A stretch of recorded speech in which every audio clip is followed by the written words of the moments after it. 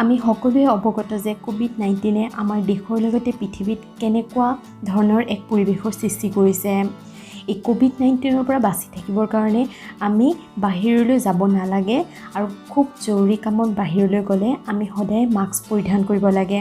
লগতে কোভিড-19 বিৰুদ্ধে যুঁজ দিবলৈ আমাৰ শৰীৰটোক ইমিউনিটি যোগান ধৰা বিভিন্ন খাদ্য আমি খাব লাগে। লগতে কাঢ়া খাব লাগে।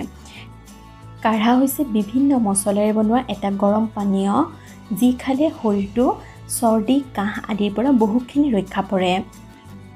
আহকচোন তেন্তে আজি আমি কাঢ়া ঘৰতে বনাই কেনেদৰে খাব পাৰি তাকে জানো। কাঢ়া বনাবলৈ মই গেছত এখন কেৰাহী পাতি লৈছোঁ আৰু গেছটো মই মিডিয়াম টু ল'ৰ মাজত থৈছোঁ। এচামুচ চফ দিলোঁ, কেইটামান ইলাচি আৰু অলপমান লং দিছোঁ। লং পাৰিলে আপোনালোকে 1 চামুচ দিব চাব, মোৰ ওচৰত কম আছিল সেইকাৰণে দিয়া নহ'ল। জিৰা দিছোঁ 1 চামুচ, জালুক দিছোঁ 1.5 চামুচ, ডালচেনি মই ভাঙি লৈছোঁ সেইকাৰণে 1 চামুচ হৈছে। এতিয়া এইখিনি অলপ লৰাই লওঁ। গেছটো কমৰ পৰা মিডিয়ামৰ ভিতৰতে ৰাখিব আৰু জনি গুটি দিছোঁ 1/2 চামুচ, আজৱাইন বুলিও কয়।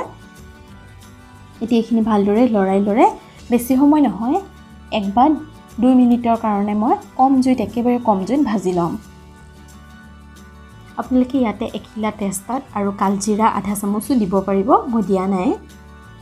এতিয়া এইখিনি ভাজি হৈ গৈছে আৰু এতিয়া এটা মিক্সি টেমাত মই এইখিনি ভৰাই লৈ ভালদৰে গুড়ি কৰি ল'ম। এয়া চাওক ধুনীয়াকৈ মছলাখিনি পিচি লোৱা হৈ গ'ল। এতিয়া ইয়াতে মই 1 চামুচ হালধি এড কৰিম আৰু 1 চামুচ আদাৰ শুকান গুড়ি এড কৰিম। এই আদাৰ শুকান গুড়িটো দোকানত ৰেডিমেডকৈ কিনিবলৈ পোৱা যায়, কিন্তু আপোনালোকৰ ওচৰত যদি এইটো নাথাকেও কোনো কথা নাই। এইটো চাওক বটলটো এনেকুৱা বটলত কিনিব পোৱা যায়। যদি এইটো নাথাকেও কোনো কথা নাই, যেতিয়া আমি গৰম পানীৰ লগত এই কাঢ়াটো বনাম তেতিয়া আদা এড কৰিলে হৈ যাব।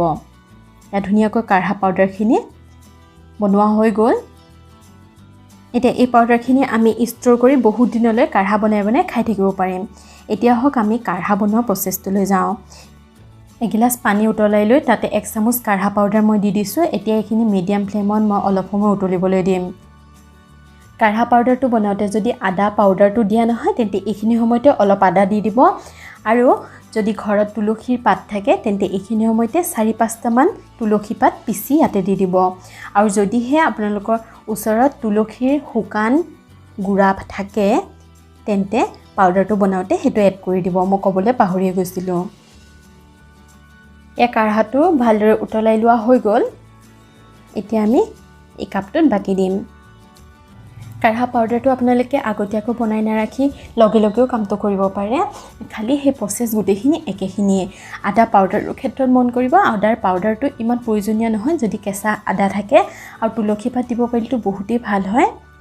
এয়া কাঢ়াটো ৰেডি হৈ গ'ল, দেখিবলৈও বহুত ধুনীয়া লাগিছে নহয়নে? এতিয়া ইয়াতে অলপমান মৌ মিহলাই দিছোঁ মই যাতে টেষ্টটো অলপ ভাল হয়। এতিয়া এইখিনি গৰমে পৰিৱেশন কৰিব, ঠাণ্ডা একেবাৰে হ'বলৈ নিদিব। আশা কৰোঁ সকলোৱে ভালে থাকক, ঘৰতে থাকক, সুস্থ থাকক। সেই কামনা কৰিলোঁ আজিলৈ আহোঁ। Bye bye. নতুন এটা ভিডিঅ'ৰ সৈতে আকৌ লগ পাম।